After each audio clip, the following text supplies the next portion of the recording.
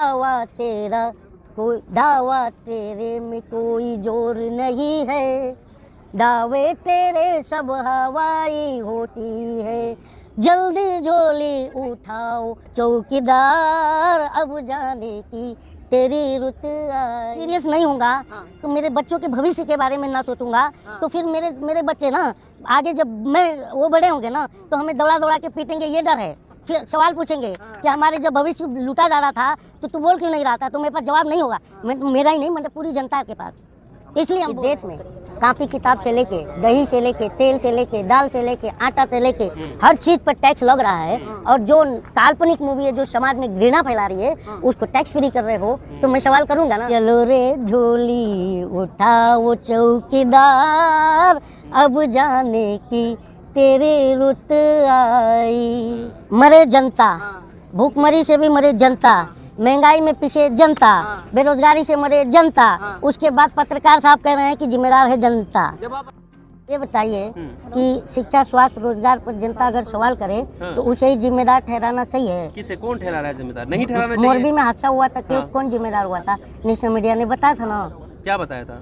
कि जनता जिम्मेदार है, उतना मॉब में चली गई, इतना क्या नहीं आप उसको तो प्रशासन भी तो जिम्मेदारी लेगा नहीं लेगा। लेगा। तो क्रिटिसाइज आप करिए, मैं ये कह रहा हूँ सर, मेरा सवाल ये था, आप मेरा तो मीडिया हो यार, मेरा नहीं सवाल हो। तो सुन लो, मेरा सवाल सुन लो। आपने कहा ना गोदी मीडिया की आपने बात की, आप क्रिटिसाइज करिए। मैं ये कह रहा हूँ अगर कोई पत्रकार, ठीक है, कोई जर्नलिस्ट यहाँ आती है और उनका सिर्फ इस वजह से बहिष्कार हो जाता है कि उनके चैनल या दूसरे चैनल क्या करें, उन्हें मौका तो दीजिए ना। आप पहले ही बहिष्कार करना नहीं, हम बहिष्कार देखिए ना, गोदी मीडिया मुर्दाबाद के नारे लगाना सही है?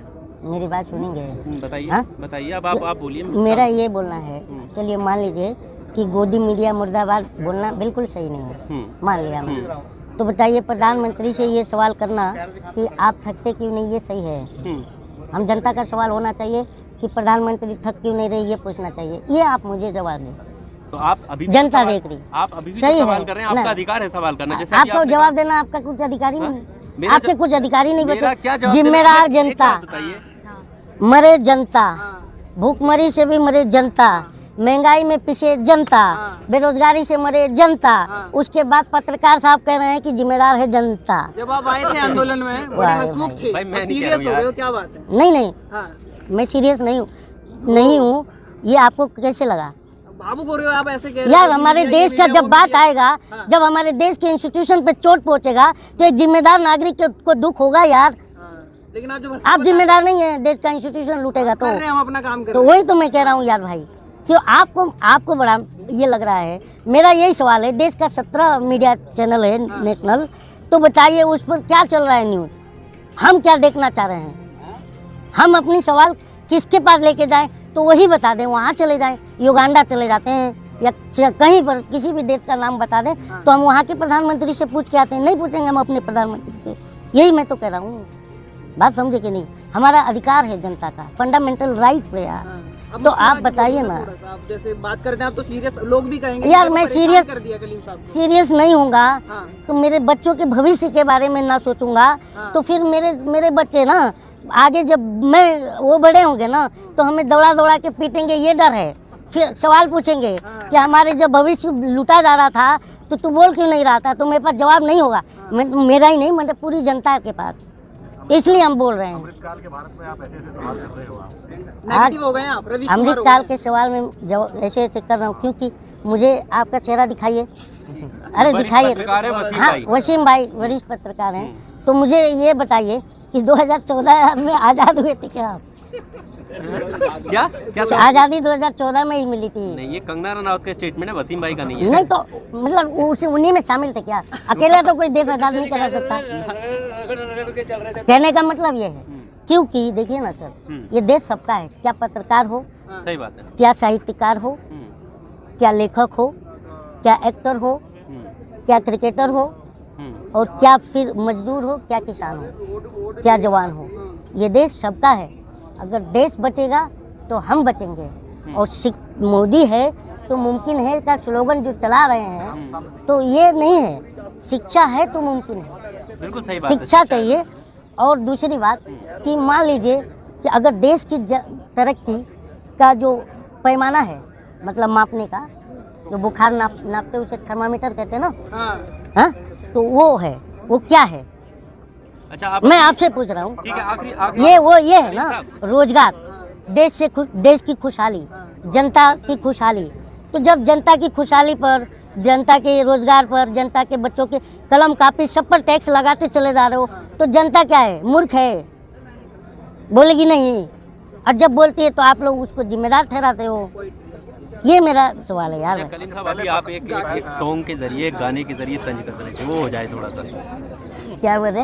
आपकी गाने के जरिए जो है एक तंज। मैं इसलिए ये कह रहा हूँ ना सर, मेरा ये सॉरी चलो मेरा ये कहना है ना सर कि 2024 में किसी भी प्रधानमंत्री हो, कोई भी इस देश में जो है 25 साल 30 साल के लिए हम उसे फेविकॉल लगा के कुर्सी नहीं देते हैं। हाँ, हर 5 साल में चुनाव आता है और हम देश की जनता जब चुनाव आता है ना तो उसे महापर्व मानते हैं, क्योंकि हमें जो सत्ता ने गलतियाँ की रहती है ना उसको सजा देने का मौका मिलता है। तो इस बार हम जो देश की जनता है हर बूथ पर खड़े मिलेंगे और यही किस तरह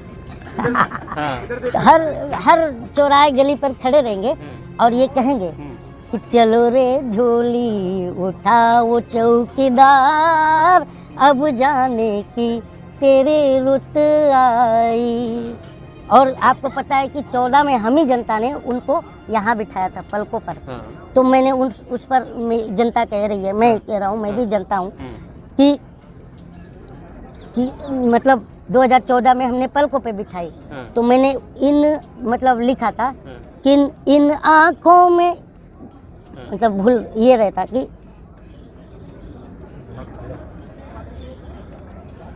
हाँ, इन नैनों की तू है मोती, ते बातें तेरी निकली झूठी, दावा तेरे में कोई जोर नहीं है, दावे तेरे सब हवाई होती है, जल्दी झोली उठाओ चौकीदार, अब जाने की तेरी रुत आई। यही जनता, हम हर गली चौराहे से, गांव-गांव से ये आवाज़ निकल के आने वाली है। प्रधानमंत्री जो है वो पहले उन्होंने जियो की यूनिवर्सिटी का वो क्या था शिलान्यास, हाँ, और 1000 करोड़ का इन्वेस्टमेंट का खबर भी आया था और बाद में वो जियो यूनिवर्सिटी कहाँ बन रहा है आज तक मुझे नहीं दिखा। लेकिन फिल्म तो हिट हो गई उनकी, जिसकी फिल्म में प्रचार कर रहे हैं।